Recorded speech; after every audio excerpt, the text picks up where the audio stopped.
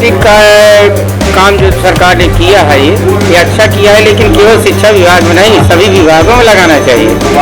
Biometric प्रशासनिक अफसर को भी होना चाहिए, बायोमेट्रिक पुलिस विभाग को होना चाहिए, बायोमेट्रिक सभी विभागों को होना चाहिए। तब तो ये जो सुचारू तो एक विभाग को ही बायोमेट्रिक कर देने से द्वेष पैदा होता है, इसलिए विरोध हो रहा है।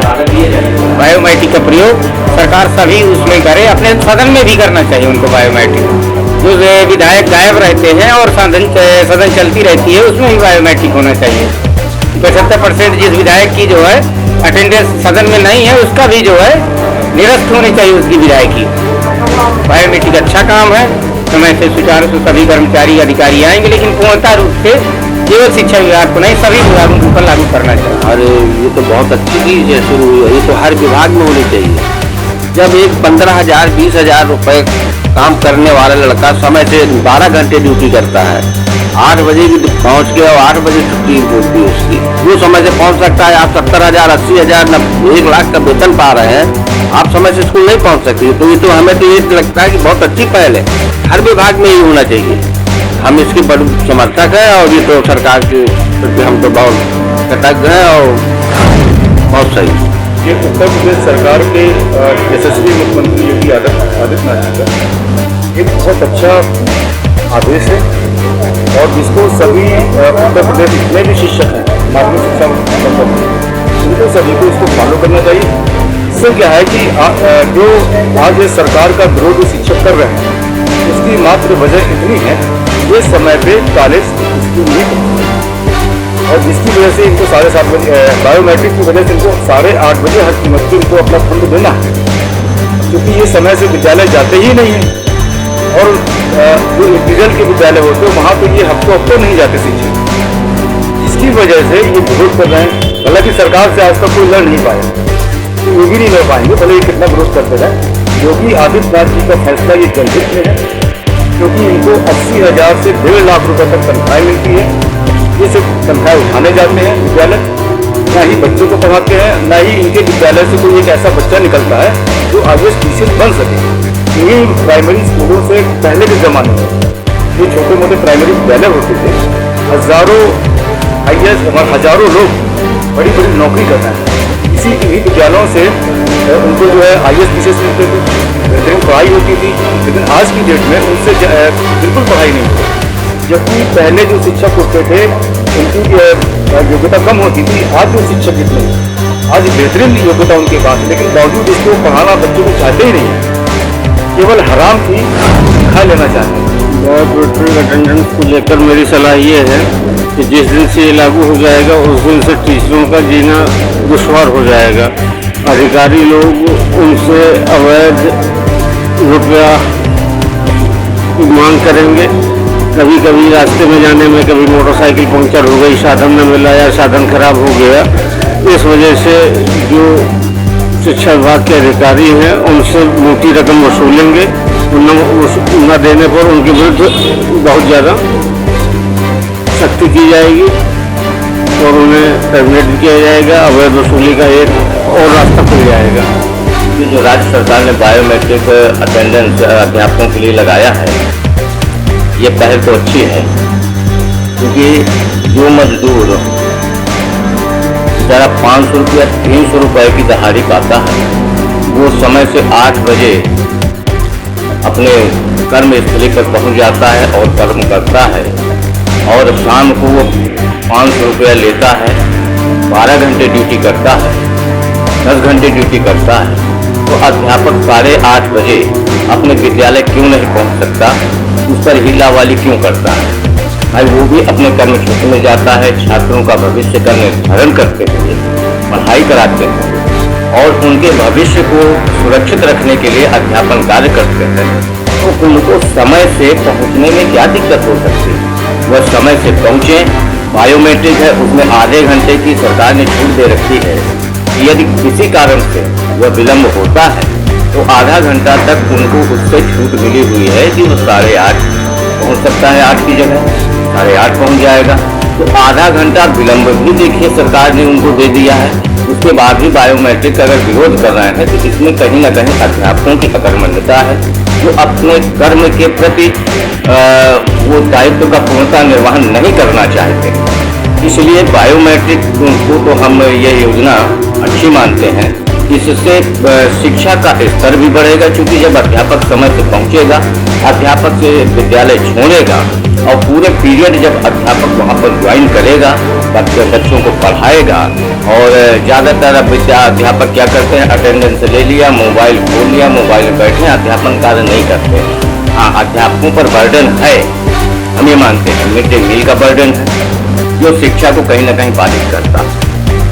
और तमाम तरह के उनके ऊपर और कार्य दिए जाते हैं कि जनसंख्या की गणना करिए, बीएलओ का भी उनको कार्यभार दिया जाता है कि वोटर लिस्ट बनाइए, तो उससे भी शिक्षण कार्य बाधित होता है। इसमें हम सहमत हैं। सरकार द्वारा जो संचालित बायोमेट्रिक अटेंडेंस की प्रक्रिया अपनाई गई है, ये बहुत अच्छी प्रक्रिया है और इसके दूरगामी बहुत प्रभावशाली परिणाम आने वाले हैं। इसके तहत जो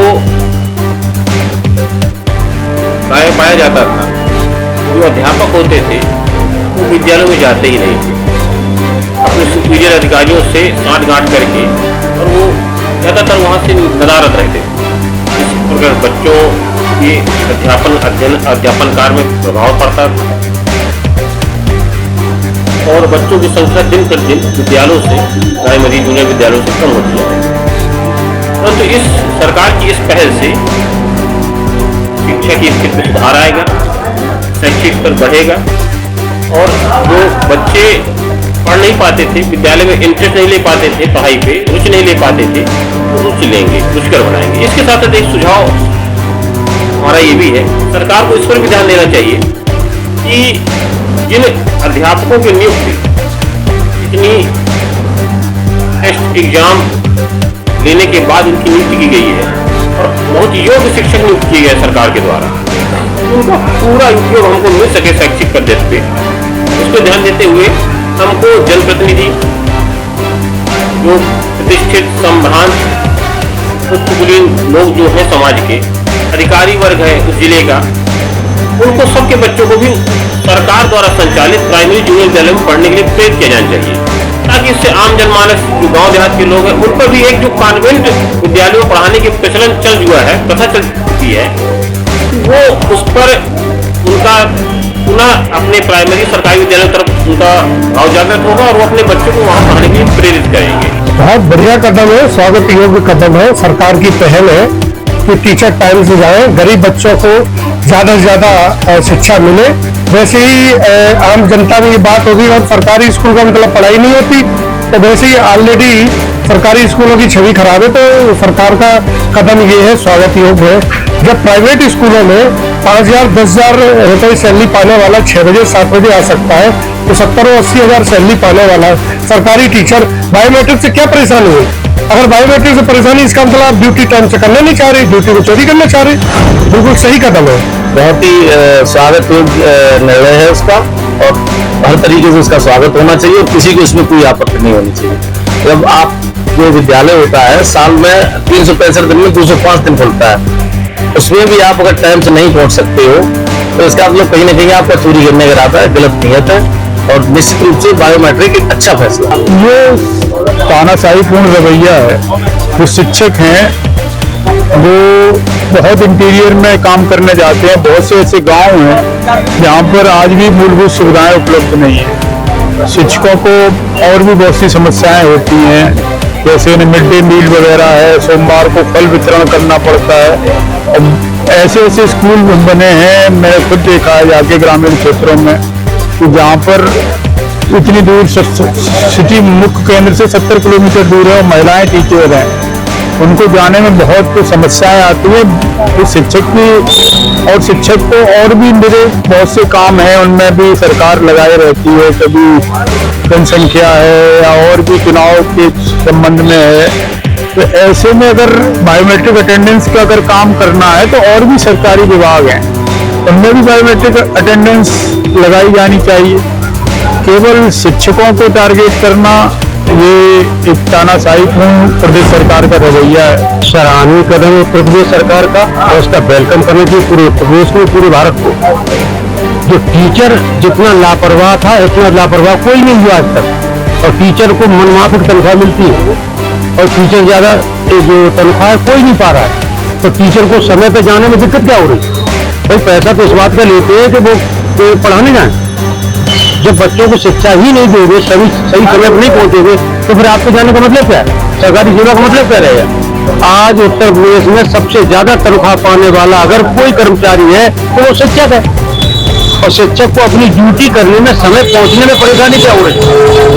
ये जाना चाहिए, पैसे लेते तो उन्हें समय पहुंचना चाहिए। और बच्चों के भविष्य के साथ खिलवाड़ न करे टीचर, ये भविष्य के साथ खिलवाड़ है अगर टीचर टाइम पर नहीं पहुंचता है। और इसके लिए मैं तो बहुत बड़े सराहना करता हूँ उत्तर प्रदेश सरकार की, और सराहनीय कदम है। इसी प्रकार से अन्य विभागों में भी सरकार को सोचना चाहिए, बायोमेट्रिक सब जगह होना चाहिए। और टीचर अगर इसका विरोध कर रहे हैं तो टीचरों के खिलाफ कार्रवाई करनी चाहिए सरकार को तुरंत प्रभाव से। हमारा कहना है तो जो सरकार ने ये नियम लागू किया है हाजिरी का, तो मेरा कहना है शिक्षकों को समय से पहुंचे और समय से ये भी देखे कि बच्चे समय से आ रहे कि नहीं आ रहे, उनको अच्छी शिक्षा दे जिससे उनको ज्ञान बढ़े, अच्छा ज्ञान ले, समय अनुसार जाए और सब समय समाप्त होते ही शिक्षा ग्रहण करा के वापस आए और उनकी सुख सुविधाएं इससे शिक्षा का प्रसार है, बच्चों को ज्ञान आए, बच्चों को शिक्षा हुई है। जो कदम उठाया सरकार ने अच्छा है और ये कदम जो है सब विभागों को उठाना चाहिए।